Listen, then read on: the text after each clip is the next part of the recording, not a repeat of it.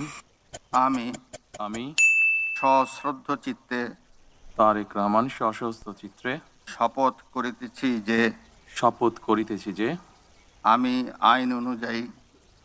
আইন অনুযায়ী সরকারের প্রধানমন্ত্রী পদের কর্তব্য বিশ্বস্ততার সহিত পালন করিব। আমি বাংলাদেশের প্রতি অকৃত্রিম বিশ্বাস ও আনুগত্য পোষণ করিব। আমি সংবিধানের রক্ষণ,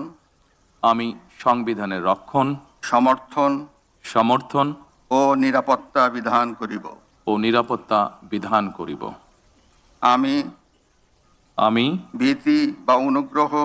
ভীতি বা অনুগ্রহ, অনুরাগ বা বিরাগের বশবর্তী না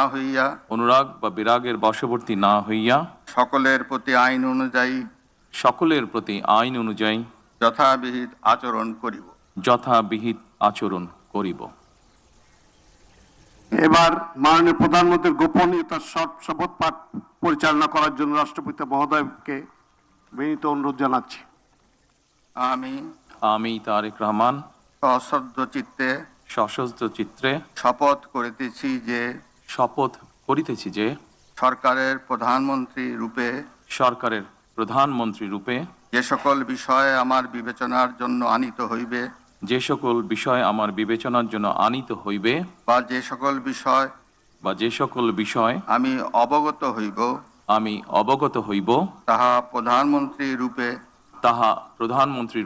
যথাযথভাবে আমার কর্তব্য পালনের প্রয়োজন ব্যতীত